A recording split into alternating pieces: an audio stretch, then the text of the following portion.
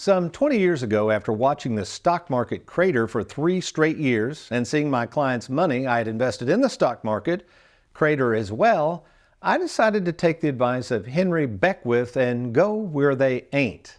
And the place at that time where most advisors were not is in the space of offering annuities, which are basically contracts that will provide savers a guaranteed income in retirement that they can never outlive. Problem was, back in those days, although I was convinced these products were the way to go, the rest of the financial world did not agree. In fact, they came right out and told savers how much they hated annuities. Nevertheless, I kept my hand to the plow by creating software to help explain how these products could be incorporated inside a written game plan with other financial products to assure that the saver could not only enjoy their money, but also make sure that they didn't one day run out of money. Well, as you can imagine, after being raked over the coals by much of the competition for believing this truth and watching it play out, lo and behold, guess what? After all these years of the folks on Wall Street hating annuities, apparently they all of a sudden love them, as evidenced by this recent article and some research done on the very topic of guaranteed income in retirement. And I love the title here. It came out of Investment News. This is something I discovered years ago, folks. This is not groundbreaking at Tony Walker Financial. But the article says, why retirees spend twice as much when they have guaranteed income, research finds. Notice it says guaranteed income sources like Social Security, pension, there's that word, annuities, those are the only 3 types of mailbox money, gives people, they use the word license, I like to say, gives people permission to spend and enjoy their money, which is the whole point, folks, of retirement. I mean, why in the world have you worked so hard to save the money if you don't have a game plan in place to spend it? Let's go to the next part of this article that's really interesting.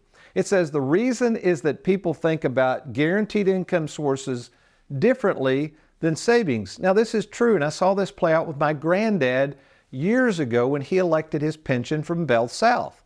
The reason he didn't worry about spending money is because even if he spent it that next month, the next mailbox money check came in the mail. He knew he could not outspend or outlive his money. This is a key point with annuities. Look what else it says. I love this. This is probably the most important reason to consider allocating some of your money to lifetime income. What are they talking about? That's right, annuities, all right?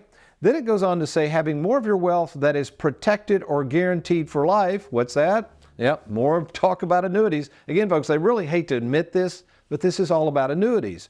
Will lead to an environment where someone is more likely to enjoy their savings versus one big pot of money, as opposed to the big pot of money most people have always used for retirement, having it all at risk in the stock market. One more key point, we may even have a couple of Derek's blowing through these. This is a great article.